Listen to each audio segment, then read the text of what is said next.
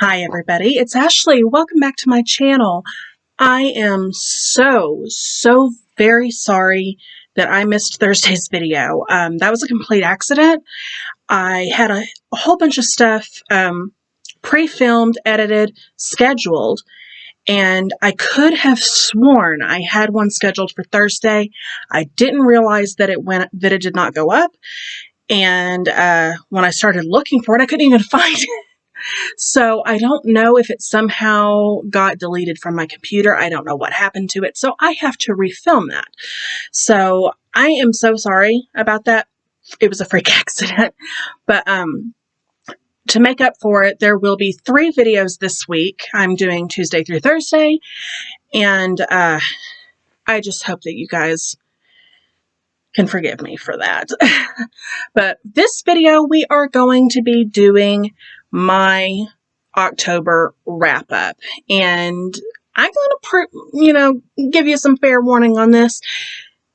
It's a small wrap up. I only read 4 books this month, and that is simply because I was more focused on my writing.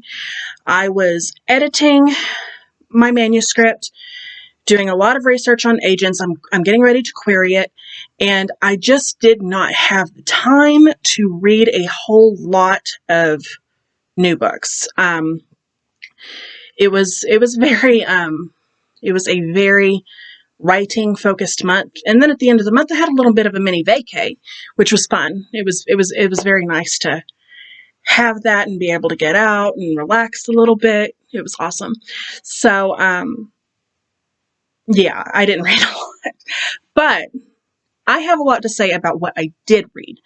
So let's go ahead and get started. The first book that I read this month was The Haunting of Gillespie House by Darcy Coates. I already have a full review for this listed on the channel. I will link that down below for you. Go and check that out. But this is a story about a girl who takes basically a house-sitting position at the infamous Gillespie house. And pretty much from day one, she starts experiencing all of these weird things, scratching in the walls, thuds. She sees like eyes in paintings, which I always love that. It's so creepy. And she begins to have these dreams from the point of view of this young girl about a cult that once lived in the house. And it gives her insight to the ownership. It was an interesting take. I really liked the premise. I liked the atmosphere, but it was a little too slow for me, especially compared to a lot of Darcy Coates' other books. I feel like this one's going to be one of the more forgettable ones. Because it's like I read that at the beginning of the month, and I was already kind of struggling to remember what it was about. And everything else that she has done has really stuck out, and it doesn't matter how long ago I read them, I can still remember them pretty vividly, but not this one. So I find that very interesting, to say the least. I find that very interesting. So yeah, I mean, it was good. I wouldn't say that there was anything really necessarily bad about The Haunting of Gillespie House, but it just doesn't stand out. The next book that I read this month was The Book of Cold Cases by Simone St. James. If you guys watched me, I think it was 2 months ago, I discovered Simone St. James with the Sundown Motel. And that book was my favorite book of the year. I absolutely loved that. It was so incredible. So I was like chomping at the bit to read another Simone St. James book. And so I selected The Book of Cold Cases with my Book of the Month add-ons. And I still prefer the Sundown Motel. Let me say that right off the bat. But this was enjoyable. I don't regret reading it at all. In this story, we're kind of following 2 cases in a way. And our main character, what is her name?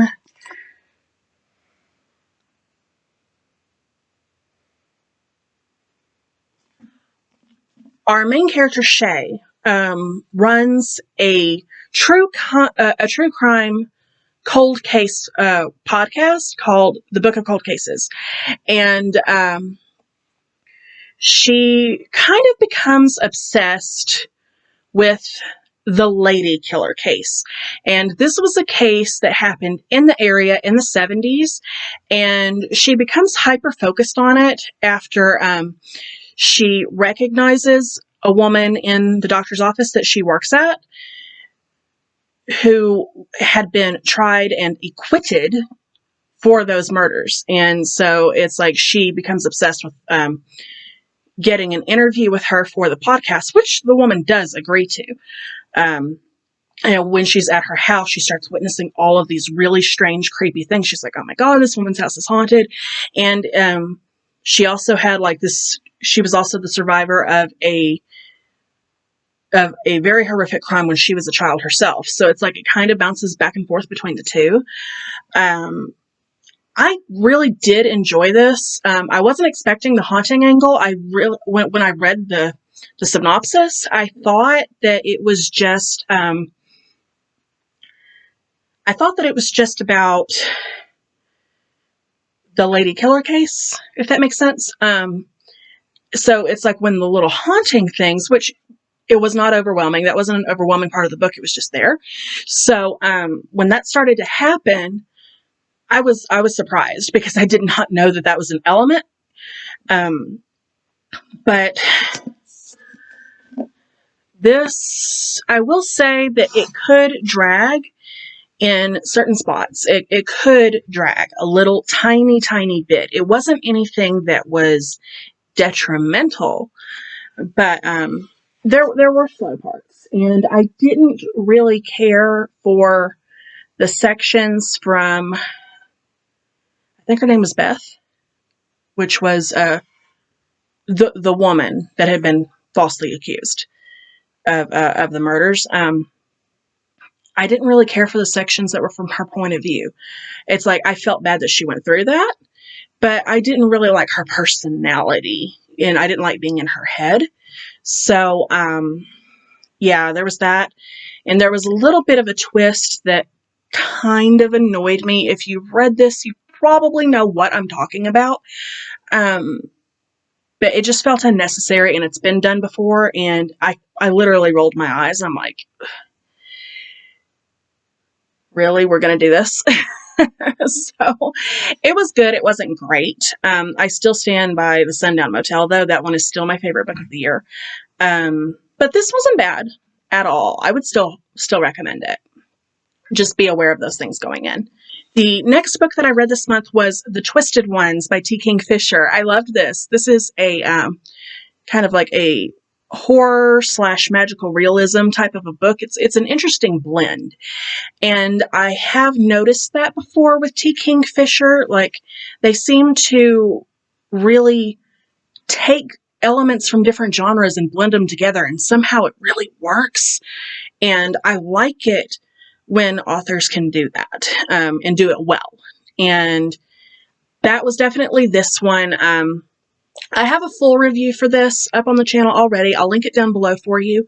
So I'm not going to talk about this one too much in depth, but to sum it up, it is pretty much basically just a girl goes to clean out her hoarder grandmother's house, finds a notebook that starts describing all of these really strange things with something called the Twisted Ones, and then begins to find things on the property that match the descriptions in this book, and things go from there. It gets weird, it gets twisted, and it's very, very, very fun. Go and check out that review because I talk about this a lot more.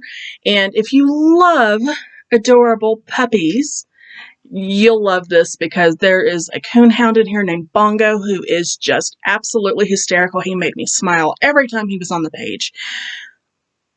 And it brought some necessary light to the darkness. This was incredible. Pick it up, read it. And if you're not into horror, then at least read it for Bongo. Who doesn't like a good, sweet, sweet, happy puppy? you know, it was awesome. And the final book that I read this month was If We Were Villains by Emerald Rio. I have a feeling I might get crucified for this because I remember, what was it? Last year, maybe the year before, that being super popular and it blew up everywhere. And I just remember it being a really, really big deal. And I saw it highly recommended in a lot of Halloween rec videos, like, oh, read this for the Halloween season. So I was excited to get into this one. And I thought that it was only okay. It wasn't bad, but I didn't find it anything special. I don't think it's going to stick out for very long. I'm pretty sure I'm going to forget about it. If We Were Villains is about a group of kids who are off at college in this academic program, this theater program, where they mostly perform Shakespeare. And our main cast of characters are a group of fourth years who are performing various plays throughout the year. They put on 3 or 4 throughout the course of the story.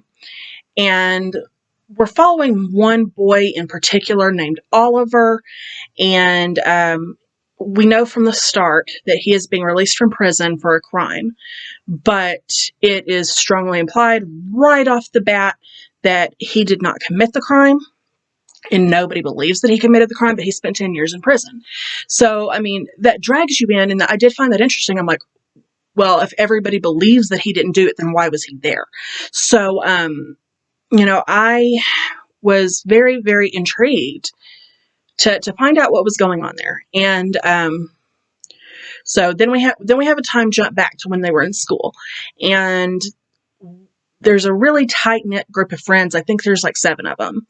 And in the course of one of these plays, one of the guys named Richard starts becoming very, very violent. And it's not clear if there's something wrong with him mentally that is making him this way, or if he's just becoming a little too into his character, you know what I mean, like method acting.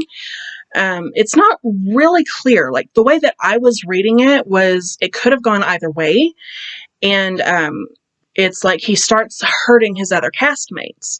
So it's like one day they go down onto the dock and they see him floating in the water and realize that he's not dead, but he can't move. Like, he's been like hurt pretty badly. And rather than pull him out of the water, they let him drown. So it was kind of a group thing. And I was like, okay, well, I'm still wondering. I'm like, why did Oliver go to jail? Because this was a group decision. Shouldn't they all be in jail? And so it just kind of goes from there. More and more things start happening. People start having breakdowns because of the knowledge that they have, which is very understandable for the situation that they're in. It's a big secret to keep. And they start to crack, little at a time, one by one. So that's the basic setup of it. I will say that when I finally got to the reason why Oliver was in jail, I was pissed off. It was not a good enough reason in my book. I'm not going to say what it is. Like, it's a wrap up. I'm not going to get into that. But I just thought it was appalling. Seriously, I just sat through that many pages for this reason. It was ridiculous. I'm sorry, it was. I thought that the writing style was good. The writing style was good. The premise was interesting enough. It was too long. There were too many characters. I kept getting people mixed up, particularly the girls. I think it was Philippa and Ren. I could not figure out who was who until very close to the end. Like, I was always confused about which one they were at every point in the story, every scene that they were in. I don't know why. It just seemed like they were written almost identical. And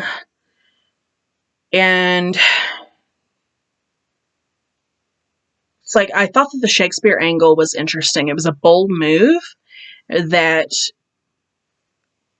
you wouldn't really expect to see in a thriller, but somehow it worked. And I don't really understand how it worked, only that it did. So there you go. Yeah. So I'm sorry that I don't have more books to talk about this month. I will have more books to talk about next month, because I finished my editing on my book. Yay! Now I just have to query it. But thank you so much for watching, you guys. If you liked this video, please make sure to like, comment, subscribe, click that bell if you want to be notified of all of my upcoming videos, and I will see you guys next time. Bye!